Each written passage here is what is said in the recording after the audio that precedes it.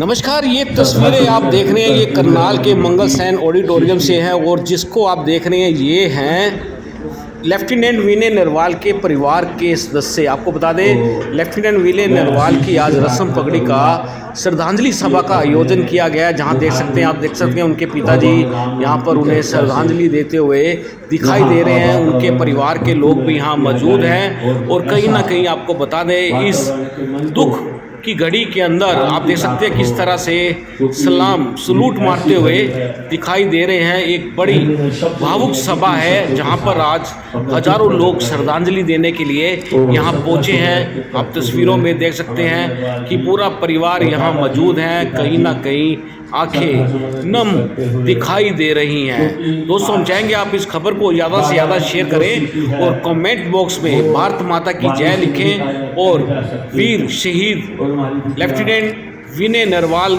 को जय हिंद भी आप लिख सकते हैं। आप देख सकते हैं पूरा परिवार यहाँ मौजूद है। उसके अलावा बात करें तो नेवी फोर्स से भी यहाँ पर कमांडेंट्स जो टीम है उनकी वो यहाँ पहुँची है। आज इस शोक सभा के अंदर श्रद्धांजलि अर्पित करते हुए दिखाई दे रहे हैं। दोस्तों, हम चाहेंगे आप इस खबर को ज़्यादा से ज़्यादा शेयर करें। आपको ध्यान होगा, पहलगाम के अंदर आतंकवादियों ने लगभग 28 जो पर्यटक थे उनको अपनी गोली का शिकार बनाया। धर्म के नाम पर गोली मार दी जाती है और आप देख सकते हैं तस्वीरों के अंदर।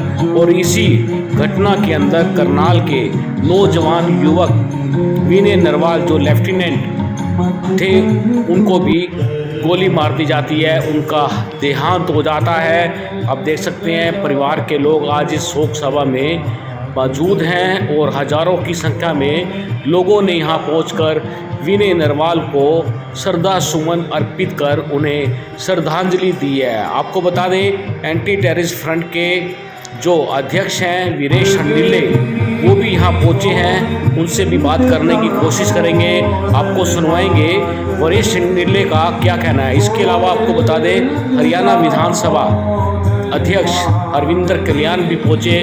उन्होंने भी यहाँ पर श्रद्धा सुमन अर्पित किए नमन आँखों से। आप देख सकते हैं पूरा परिवार मंच पर बैठा है। चलिए सुनिए क्या कहते हैं हंडिल्ले, उनसे बात करते हैं। आज विनय नरवाल की श्रद्धांजलि में जो लोग एक महाकुंभ की तरह उमड़े हैं, ये एक बहुत बड़ा संदेश है कि शहीद जो है वो राष्ट्र की धरोहर होते हैं। विनय नरवाल अब इस देश का बेटा है और उसके माँ बाप राजेश जी, आशा जी, वो देश की माँ हैं, देश के पिता हैं। मैं तो आज सिर्फ यही सरकार को कहूंगा कि मुख्यमंत्री नायब सैनी जी, पहली बार जब उनकी मुख्यमंत्री के रूप में नींव रखी गई थी वो यहीं से मुख्यमंत्री बने थे, यहीं से एमएलए बने थे। तो मुझे तो आज बहुत उम्मीद थी एंटी टेररिस्ट फ्रंट इंडिया को कि आज सृष्टि के लिए SCS की घोषणा होगी और परिवार को 1 करोड़ रुपए की राशि मिलेगी। लेकिन कोई बात नहीं, मुख्यमंत्री जी से हम एक बार फिर उनको ज्ञापन भी देंगे। और जो हिमांशी है, एंटी टेररिस्ट फ्रंट इंडिया ने राजनाथ सिंह को भी पत्र लिखा कि जो बेटी है हिमांशी है वो देश की बेटी बन चुकी है, उसको विनय नरवाल की जगह नेवी में ही नौकरी दी जाए। और मैं आज यहां मांग करता हूं कि जितने भी शहीद हुए हैं पहलगांव में, जम्मू कश्मीर के मुख्यमंत्री उमर अब्दुल्ला जम्मू कश्मीर में बैठकर उनको अपनी जिम्मेवारी ना लें कि मेरी जिम्मेवारी है, गलत हो गया है। वो एक एक घर में जाएं, वो कानपुर जाएं, वो गुजरात जाएं, वो करनाल आएं और सबको उन सब परिवारों से माफी मांगे और आश्रितों को 50 लाख की सहायता जम्मू कश्मीर सरकार की तरफ से दें। देखिए, किसी शहीद परिवार को लालच नहीं होता, लेकिन ये एक संदेश जाता है कि ये सामूहिक एक जंग हो गई, सामूहिक एक जन आंदोलन ऐसे ही बन सकता है। और वहीं मैं पहलगांव के अंदर जो एक टेरर का माहौल फैलाया जा रहा है, पहलगांव के अंदर एक टेरर का माहौल क्रिएट ना किया जाए और वहां जो है फ्री हैंड, जो है सेना को फ्री हैंड देके वहां लोग जाएं। क्योंकि नरेंद्र मोदी जी के नेतृत्व में एक सपना पूरा हुआ था, कश्मीर से कन्याकुमारी तक भारत एक बना था। लेकिन जिस तरह पहलगांव में मौत का तांडव किया, जलियांवाला कांड किया, तो मैं कहूंगा कि वहां पे जो है लोग जाएं और शुरुआत करें जाके। और और मैं हर देश के हर उस पर्यटन स्थल पर, चाहे वो उत्तराखंड में है, चाहे वो हिमाचल में है, चाहे वो जम्मू कश्मीर में है, वहां सरकारी पुलिस चौकियां तैनात की जाएं, सेना के हवाले कर दिए जाएं। और जम्मू कश्मीर में ये जो आज 12 दिन बीत गए हैं, 22 तारीख को, मैं मोदी जी के खिलाफ नहीं बोलूंगा, लेकिन ये जरूर कहूंगा, ये तूफान आने से पहले की खामोशी है। पाकिस्तान के साथ अब की बार कुछ ऐसा होगा जो शायद 65 और 71 में नहीं हुआ होगा। ऐसा अंजाम पाकिस्तान का होगा, और शायद जो कुछ अमेरिका ने किया था लादेन के साथ, वैसा ही पाकिस्तान के साथ जल्द होगा। आप जब सुबह उठोगे तो आपको पता होगा कि पाकिस्तान के साथ एक ऐसा कुछ हो गया कि पहलगांव को तो के शहीदों को तो श्रद्धांजलि होगी, देश के 140 करोड़ लोग भी गर्व महसूस करेंगे। लेकिन मैं आज फिर इस करनाल की धरती से, राजा करण की धरती से माननीय मुख्यमंत्री नायब सैनी जी से मांग करूंगा, स्पीकर साहब भी यहाँ आए हुए थे, कि आज ही, वैसे तो आज ही मिलना चाहिए था SC/ST के में, हमने मांग की थी पहले दिन ही कि सृष्टि को SC/ST नॉमिनेट किया जाए, क्योंकि मुख्यमंत्री और मनोहर लाल खट्टर जी का क्षेत्र है, और मनोहर लाल खट्टर जी और नरेंद्र मोदी और राजनाथ जी सबका एक ग्रुप है। और इस बच्ची ने कितनी बड़ी शहादत दी है, बच्चे ने हमारे कितनी बड़ी शहादत दी, और वो शेरनी हिमांशी कैसे खड़ी है परिवार के साथ। कहां तो उसको अपने आप संभालना मुश्किल था, लेकिन कैसे वो अपनी ननद को भी संभाल रही है, सृष्टि को भी संभाल रही है, अपने दादा हवा सिंह को भी संभाल रही है। तो मैं इस बच्ची को आज, मैं तो ये मानता हूं कि आज इनको नौकरी, सृष्टि को नौकरी मिलनी चाहिए थी SC/ST की, और हिमांशी को नेवी के अंदर आज अपॉइंटमेंट लेटर मिल जाना चाहिए था। बहुत से कोटे केंद्र सरकार के पास और राज्य सरकार के पास होते हैं। मेरे एंटी ट्रांसफर इंडिया ने लड़ाई लड़ी है। एक पानीपत परिवार को हमने, जब वो कारगिल में शहीद हुआ था, अतुल सोमरा कैप्टन शहीद हुआ था, हमने उसको लड़के जो है गैस एजेंसी दवाई थी, SC/ST के पद दिलवाए थे। हमारे अम्बाड़ा के अंदर तेपड़ा गांव में शहीद हुआ था। तो मैं सरकार की निंदा नहीं करूंगा, क्योंकि ये मौका निंदा करने का नहीं है, तो मौका जो है एक जन आंदोलन खड़ा करने का है।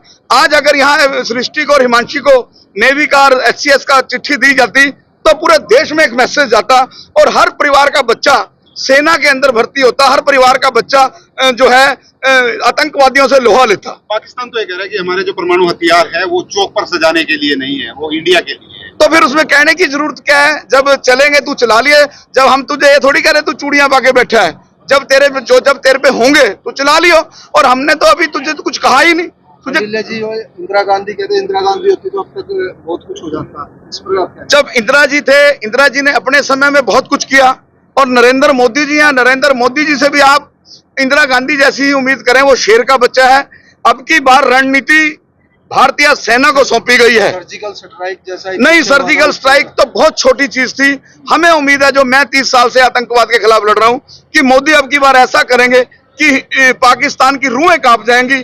पाकिस्तान के लोग कहेंगे कि हमने पाकिस्तान में पैदा होके या भारत से पाकिस्तान को अलग करके बहुत गलत काम 1947 में किया। दिल्ली जी, एक राकेश टिकैत जी का बयान आया था, उन्होंने कहा था कि जिस प्रकार से पंजाब में आतंकवाद खत्म करने के लिए वहां के लोगों को हथियार दिए गए थे, ऐसी जम्मू कश्मीर के जो नागरिक है उनको हथियार दिए जाए ताकि वहां पर जो आतंकवाद है उसकी जड़ों को खत्म किया जा सके। ये खाली राकेश टिकैत जी बहुत अच्छी बात कर रहे हैं। ये खाली जम्मू कश्मीर में नहीं होना चाहिए। हर देश के नागरिक को ट्रेनिंग देनी चाहिए। हर देश के नागरिक को ट्रेनिंग देनी चाहिए। उनके पास वेपन होना चाहिए, और वेपन भी ऑल इंडिया का होना चाहिए। अगर उस दिन किसी एक आधे पे वेपन होता तो उस दिन मंजर कुछ और होता। वो ढेर होते आतंकवादी। और बच्चों को, जो हमारे सनातनी बच्चों को, जो 100 करोड़ सनातनी है, मैं इनसे कहूंगा, अपील करूंगा, ये अपने बच्चों को ना ये कह के 8-8 साल के 6-6 साल के बच्चों को कि बाबा आ जाएगा सो जा, डरा के सुला देते हैं। नहीं, अब एक नई ऊर्जा पैदा करनी होगी देश के प्रति। जैसी ऊर्जा मैं हिमांशी में देख रहा हूं, जैसी ऊर्जा मैं उसके माँ बाप में देख रहा हूं, और जैसी ऊर्जा मैंने उसने जो हमारे बच्चे ने, विनय नरवाल ने, हरियाणा के बच्चे ने, जो उनसे लोहा लेने की कोशिश करी, लेकिन बंदूक के आगे बेबस हुआ। जितना उसका हौसला था, उसने वो हौसला दिखाया। शांडिल जी, आज जिस प्रकार से श्रद्धांजलि सभा थी, ऐसा तो नहीं है कि श्रद्धांजलि सभा के बाद परिवार के साथ कोई कनेक्टिविटी लोगों की कम हो जाएगी? लोगों को संदेश देना चाहेंगे? देखिए, ये बहुत आपका आज के दिन का बहुत अच्छा सवाल है आपका। मेरे इस कंधे ने ना जाने कितने शहीदों को कंधा दिया देश के हर कोने के। लेकिन ये बात बिल्कुल ठीक है कि बाद में उनके परिवारों को, उनके परिवार अकेले पड़ जाते हैं।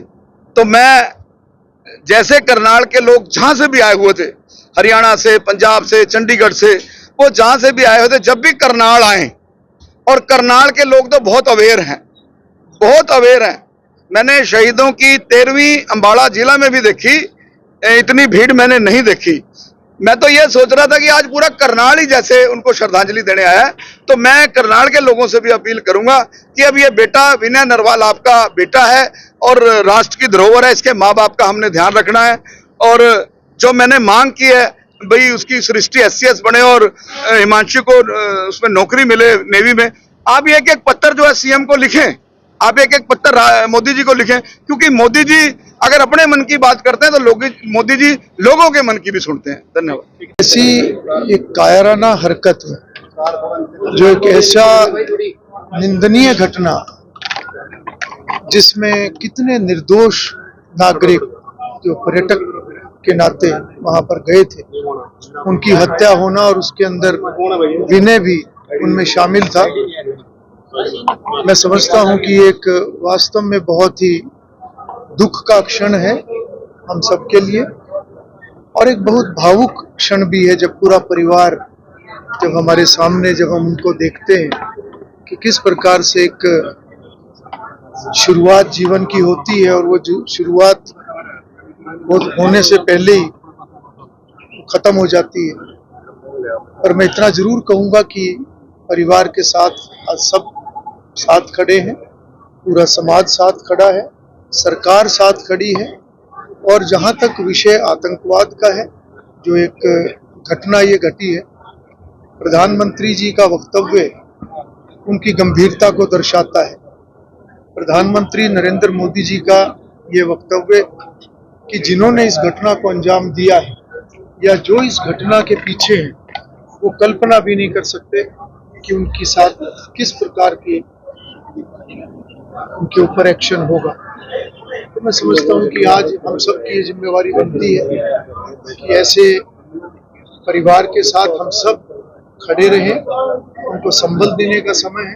आज हजारों की संख्या में क्षेत्र के लोग, पूरे प्रदेश के लोग, सभी इलाके के गणमान्य लोग, सभी आज श्रद्धांजलि सभा में यहाँ पर इकट्ठे हुए हैं और सभी ने परिवार को ढांढस देने का काम किया है। और मैं भी प्रभु से कामना करता हूँ कि प्रभु सभी परिवारजनों को, खासतौर पर विनय की पत्नी, उनके दादाजी, उनके माता पिता, सभी संबंधी सभी को शक्ति दे, ताकि वो इस दुख को सहन करने की शक्ति उनको मिले और हम हर तरीके से परिवार के साथ। सर, परिवार ने एक बात, देखिए, ये एक ऐसा विषय है जो कि सेना के नियमों से कुछ नॉर्म्स हैं, उनके हिसाब से उसके ऊपर फैसले होते हैं। परंतु हमारे मुख्यमंत्री नायब सिंह सैनी जी ने भी इस विषय के ऊपर बहुत गंभीरता दिखाई है और लोगों की भावनाओं को मुख्यमंत्री जी के माध्यम से निश्चित रूप से वो आगे जाएगी। अंतिम निर्णय जो सेना का होगा या जो सरकार का होगा, वो अंतिम निर्णय होगा। परंतु आज हम विनय को एक शहीदी का दर्जा सामाजिक नाते से हम उसको शहीद मानते हैं और विनय का ये बलिदान ये खाली नहीं जाएगा, इतना मैं जरूर। सर, नौकरी